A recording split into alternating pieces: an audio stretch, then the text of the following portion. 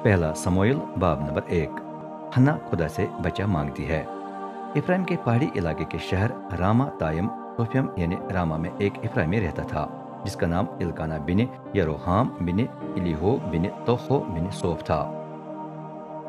इल्काना की दो बीवियां थीं, एक का नाम हन्ना था और दूसरे का हन्ना।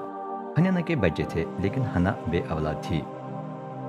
इल्काना हर साल अपने खानदान समेत सफर करके सेला के मुकद्दस के पास जाता ताकि वहां रब्बुल अफवाज के हुजूर कुर्बानी गुजारने और उसकी परस्तिश करे। उन दिनों में एली इमाम के दो बेटे हुफनी और फिनहास सेला में इमाम की खिदमत अंजाम देते थे। हर साल इल्काना अपनी कुर्बानी पेश करने के बाद कुर्बानी के गोश्त के टुकड़े फन्ना और उसके बेटे बेटियों में तकसीम करता। हन्ना को भी गोश्त मिलता लेकिन जहां दूसरों को एक हिस्सा मिलता वहां उसे दो हिस्से मिलते थे क्योंकि इल्काना उससे बहुत मोहब्बत रखता था। अगरचे अब तक रब की मर्जी नहीं थी कि हन्ना के बच्चे पैदा हों, फन्ना की हन्ना से दुश्मनी थी, इसलिए वो हर साल हन्ना के बांझपन का मजाक उड़ाकर उसे तंग करती थी। साल ब साल ऐसा ही हुआ करता था।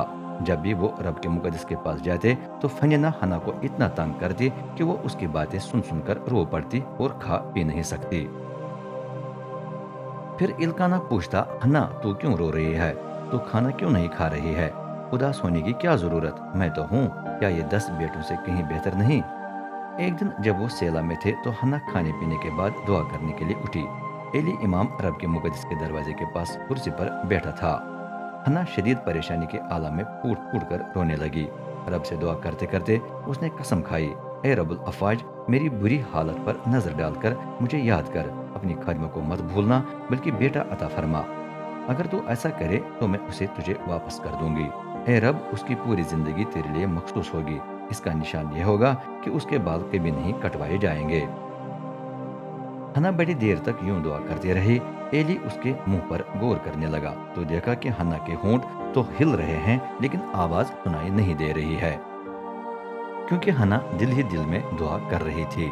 लेकिन एली को ऐसा लग रहा था कि वो नशे में धुत है, इसलिए उसने उसे झड़कते हुए कहा, तू कब तक नशे में धुत रहेगी? माई पीने से बाज आ। हन्ना ने जवाब दिया, मेरे आका, ऐसी कोई बात नहीं है।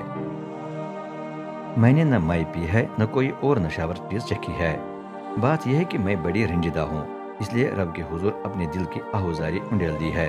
ये न समझे कि मैं खबीस अवरत हूँ, बल्कि मैं बड़े गम और इज्जत में दुआ कर रही थी। ये सुनकर एली ने जवाब दिया, सलामती से अपने घर चली जा, इसराइल का खुदा तेरी दरख्वास्त पूरी करे। हन्ना ने कहा, अपनी खादिमा पर आपकी नजर करम हो। फिर उसने जाकर कुछ खाया और उसका चेहरा उदास न रहा। समूएल की पैदाइश और बचपन। अगले दिन पूरा खानदान सुबह सवेरे उठा। उन्होंने मुकद्दस में जाकर रब की परस्तिश की।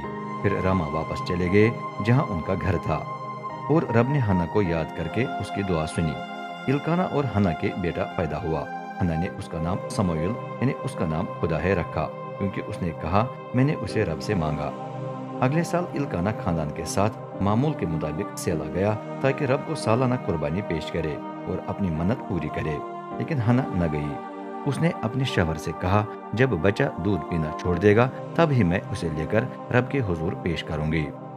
उस वक्त से वो हमेशा वहीं रहेगा। इल्काना ने जवाब दिया, वो कुछ कर जो तुझे मुनासिब लगे, बच्चे का दूध छिड़ाने तक यहाँ रह, लेकिन रब अपना कलाम कायम रखे। चुनाचे हन्ना बच्चे के दूध छिड़ाने तक घर में रही।